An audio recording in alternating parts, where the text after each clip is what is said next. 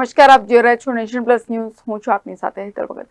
મુખ્યમંત્રી ભૂપેન્દ્ર પટેલે રાજ્યમાં વરસાદ અને પવન ફૂંકાવાથી સર્જાયેલી સ્થિતિની સમીક્ષા તાત્કાલિક હાથ ધરવા કાર્યકારી મુખ્ય સચિવને દિશા નિર્દેશ આપ્યા હતા.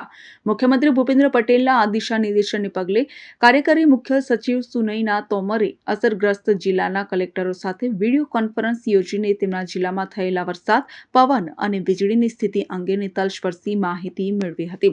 તેમણે જિલ્લા તંત્ર વાહકોને એલર્ટ મોડ પર રહેવા અને હવામાન વિભાગની આગાહી અનુસાર આગોતરા આયોજન માટે પણ માર્ગદર્શન આપ્યું હતું.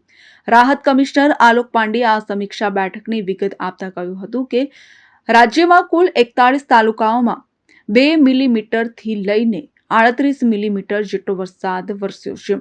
વરસાદ સાથે પવનની ગતિ પણ વધી હતી અને વીજળી પડવાને કારણે રાજ્યમાં 2 મૃત્યુ થયા છે. પવનને કારણે 249 ગામોમાં વીજ પુરવઠાને અસર પડી હતી. તે તાત્કાલિક પૂર્વવત કરી દેવામાં આવી છે. મુખ્યમંત્રી ભૂપેન્દ્ર પટેલે સ્ટેટ ઇમરજન્સી ઓપરેશન સેન્ટર તથા જિલ્લાઓના કંટ્રોલ રૂમ સતત કાર્યરત રહે તેમજ ક્યાંય જાનહાનિ ન થાય અને માલ મિલકતને ઓછામાં ઓછું નુકસાન થાય તેવી વ્યવસ્થાઓ સુનિશ્ચિત કરવા પણ કાર્યકારી મુખ્ય સચિવને સૂચના આપી છે.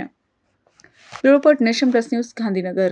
સમાચારોનો સતત અપડેટ મેળવવા માટે અમારી નેશન પ્લસ ન્યૂઝની યુટ્યુબ ચેનલને સબસ્ક્રાઇબ કરો, બેલ આઇકન દબાવો અને જોડાયેલા રહો ફેસબુક, ઇન્સ્ટાગ્રામ અને ટ્વિટર પર.